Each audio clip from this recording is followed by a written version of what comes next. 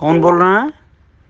राकेश कश्यप बोल रहा हूँ, बरेली मंडल, उत्तर प्रदेश से। जी। विकासशील इंसान पार्टी, उसके राष्ट्रीय अध्यक्ष कनव मल्ला। तो रिकॉर्डिंग कराना चाह रहा था सर, मैं थोड़ा सा कुछ देख लूं। अच्छा, सनाफ मल्ला मुकेश सहनी जी के पार्टी से क्या हैं आप? मंडल अध्यक्ष हूँ बरेली से।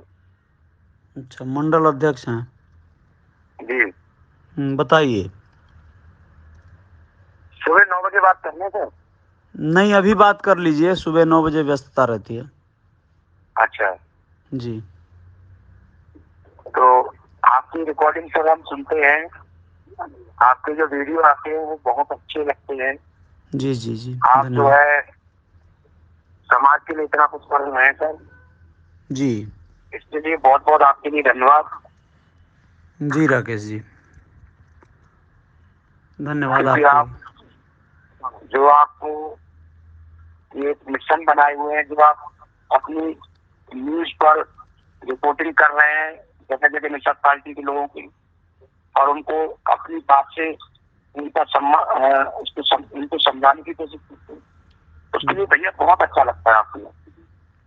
चलिए, बहुत अच्छी बात है। खैर, आप लोगों का ये अलग बात है कि आप लोग इसे समझ पा रहे हैं, तो आप लोगों के कहीं ना कहीं सही लग रहा है। बहुत सारे लोग हैं जो शायद इसे समझ नहीं पाएंगे, तो उनको शायद उतना सटीक न लगे, लेकिन समाज का कहीं भी कोई दिशा दशा परिवर्तन होगा इससे, तो बेहतर होगा इस मुहिम से।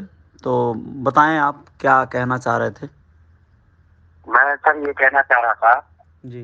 कि जो एक अभी हमारा एक नारा जो चल रहा है, आरक्षण नहीं तो गठबंधन नहीं, अच्छा जी। वोट नहीं। वोट नहीं, ठीक है। अब इसके प्रति सच्चाई के साथ में सब लोग खड़े रहे, सभी पार्टी इस बात पर खड़ी रहे, चाहे वो निषाद पार्टी हो, चाहे वो विकासशील इंसान पार्टी हो। जब ये अपनी बात पर खड़े रहेंगे तभी तो सब कुछ कर पाएंगे आगे। अच्छा जी, तो वो तो निषाद पार्टी के लोग कह रहे हैं कि सनाफ मल्लाह मुकेश सहनी बिहार में तो आरक्षण दिलवा नहीं पाए, यूपी में कैसे दिलवा देंगे? देखिए, हमारे पार्टी का जो वो चल रहा है सर, अच्छा। अभी 4 जोनों में उत्तर प्रदेश की बांट के 29 में कल हमारे लोगों की माननीय मंत्री जी इसमें लखनऊ में है, और वो इसी मिशन के लिए अपने उत्तर प्रदेश के अंदर 165 सीटों पे चुनाव लड़ाने की पूरी तैयारी बनाई हुई है। तो जो उन पे एक लांछन लग रहा है, जो वो दबाव बन रहा है, हम सत्ता में रह के ही तो कुछ कर सकते हैं ना। अरे तो सत्ता में जाएंगे कैसे? अकेले चुनाव लड़ेंगे तो सत्ता में कहाँ जाएंगे? ये बात सही है। सत्ता आने पर उनके मुताबिक अगर कोई कुछ होता है तो हम गठबंधन भी करेंगे। किससे गठबंधन ये करेंगे? नहीं है कि अपना चुनाव चिन्ह को खत्म कर या अपने मुताबिक अपने समाज के लोगों को आगे। अब देखिए, वहाँ तो उन्होंने अपना एक चुनाव चिन्ह भी, संबंध भी खत्म हो गया। कहाँ पर सिंबल कितने खत्म? लोग वहाँ नाराज हो रहे इस चीज को लेकर।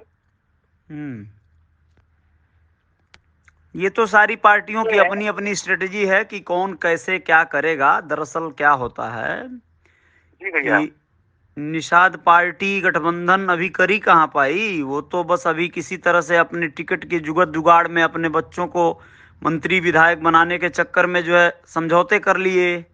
लेकिन आने वाले वक्त में अगर वो गठबंधन होता है तो वैसे ही होगा ना कि भाई, अगर पार्टी से गठबंधन करेगी तो फिर अपने सिंबल पे लड़ाएगी या जैसे भी करेगी, तो गठबंधन के द्वारा जो है डिसाइड हो जाएगा कि कितनी सीटें निषाद पार्टी को मिलती हैं या अन्य जो भी समझौते होते हैं।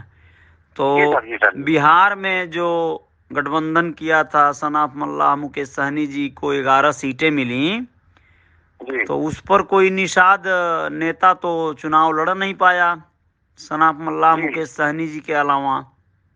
बिल्कुल सत्य बात है, आपकी बात बिल्कुल सही है सर। ऐसा क्यों नहीं हुआ? यहाँ तो लौटन राम निषाद जी बता रहे हैं कि 1-1, 2-2 करोड़ रुपए मांगे जा रहे थे अपने निषाद नेताओं से। जी जी जी, मैंने इस बात आपके माध्यम से, आपके वीडियो के माध्यम से मैंने सुना है। ये बात सत्य है जी, ये बात सही कह रहे हैं आप। पहले बयान ये है, हम भी देखते हैं उत्तर प्रदेश के अंदर आगे इनका क्या स्टैंड रहता है।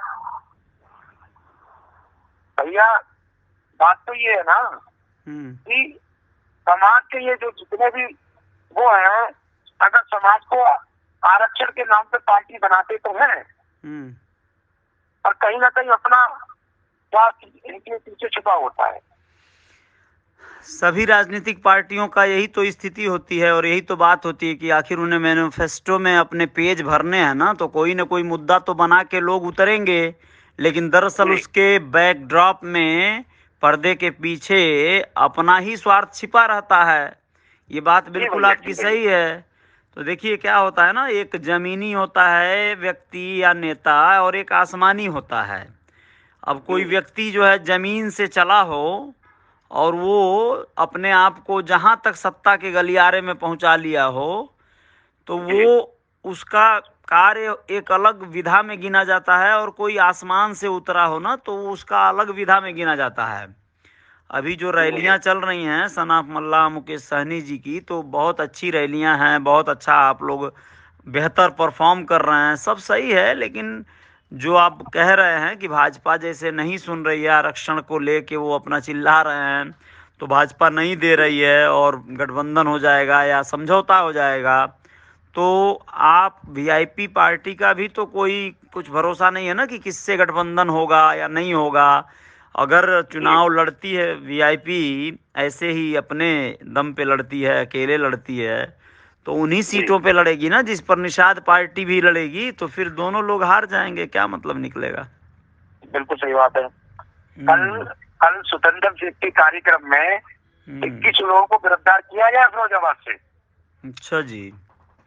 उस रैली में प्रदेश अध्यक्ष स्वतंत्र सिंह थे, उसमें उन्होंने वही मुद्दा उठाया जो इंदिरा प्रेस कार्यक्रम में हुआ, वहां पे उठाया। भाजपा की हर रैली में निषाद समाज के लोग आरक्षण नहीं गठबंधन नहीं, आरक्षण नहीं गठबंधन नहीं, हर जगह बोल रहे हैं लगातार जाके, चाहे वो निषाद पार्टी के लोग हों, चाहे वो वीआईपी के लोग हों, चाहे हमारे वो किसी भी हमारे समाज के लोग हों, वो कोई भी हैं, वो निषाद हैं, कश्यप हैं, जो भी हैं, तुरैया हैं, वो सारे समाज के लोग हैं। ठीक है, ये डिमांड तो होनी ही चाहिए और यही सही है, सही भी रहेगा। आरक्षण जो है अनाउंस कर देना चाहिए, वो चाहे जिस स्थिति में करे, लेकिन एक्चुअल में आरक्षण दे के फिर पार्टी को समर्थन देना चाहिए, और यही सही नीति होगी। बाकी तो सिर्फ झुंझुना होगा, चुनावी झुंझुना होगा और कुछ भी नहीं होगा, कोई आरक्षण नहीं मिलेगा। अगर ये इलेक्शन बीत जाता है और वादा कसी करके अगर वोट ले लिया जाता है, या दो ही चीज होगा, या तो वोट लेके सरकार बनेगी या फिर पार्टियां खत्म हो जाएंगी। वीआईपी वैसे भी उत्तर प्रदेश के चुनाव में, इसी चुनाव में अपने आप को, देखिए मैं जेडीयू पार्टी को जानता हूँ, जनता दल यूनाइटेड भी आई थी 2012 में चुनाव लड़ने बिहार से उत्तर प्रदेश में, ठीक है। तो उत्तर प्रदेश की राजनीति में अपने आप को टिका पाना इतना भी आसान नहीं होता है। तो इस चुनाव में वीआईपी आई है चुनाव लड़ने, फिर जो है उसके बाद 2017 के चुनाव में जेडीयू नहीं आई यहाँ पे, ठीक है। 2012 में आई थी, मैं भी चुनाव लड़ा था, रुद्रपुर विधानसभा 336 से जेडीयू के टिकट पर लड़ा था। तो उसके बाद 17 में तो नहीं आई जेडीयू, और अभी भी नहीं आई, 2022 में भी नहीं आई। तो कुल मिला जुला के सनाफ मल्लाह मुकेश सहनी जी, अगर वीआईपी पार्टी इस बार वोट नहीं, अगर आरक्षण नहीं तो वोट नहीं वाले तर्ज पे आकर अगर आरक्षण अनाउंस नहीं करती है भाजपा, तो बहुत बड़ी आबादी उसको वोट नहीं करेगी। वोट नहीं करेगी तो वोट कहीं ना कहीं और जाएगा, जैसे वीआईपी के तरफ जाएगा कि हमारे असली भाई वोट के आरक्षण के सपोर्ट में बात करने वाले, फेवर में बात करने वाले सनाफ मल्लाह हैं, चलो हम वीआईपी को देंगे। तो वीआईपी तो एक बार समझ में आएगी, अपनी गिनती गिनाएगी कि मुझे इतने वोट मिल गए, लेकिन जीत तो दर्ज कराएगी नहीं, लेकिन निषाद पार्टी खत्म हो जाएगी, ठीक है। निषाद पार्टी का कोई वर्चस्व नहीं बचेगा, तो फिर वीआईपी भी लौट जाएगी, यानी कि उत्तर प्रदेश से निषाद खत्म, निषाद का अस्तित्व ही खत्म। जैसे डायनासोर गायब हो गए थे इस धरती से, वैसे निषाद भी गायब हो जाएंगे। तो आप कहेंगे नहीं नहीं गायब नहीं होंगे, गायब मतलब वही अलग अलग पार्टियों में अलग अलग जगहों पे शिफ्ट हो जाएंगे, अपने अपने आप को बचाने में परेशान रहेंगे। फिर जो होगा हौसर वो होगा, वो तो अलग चीज होती। फिर कोई मसीहा आएगा, फिर कोई जो है आएगा उनको उद्धार करने वाला। ये तो हर समय में होता रहा है। चलिए भैया, बहुत अच्छा लगा आपसे बात करके, आपसे बहुत अच्छी जानकारी मिली। जी धन्यवाद आपको भी है राकेश कश्यप जी। ठीक है, तो ठीक है, बहुत बहुत धन्यवाद। प्रणाम भैया। जी नमस्कार।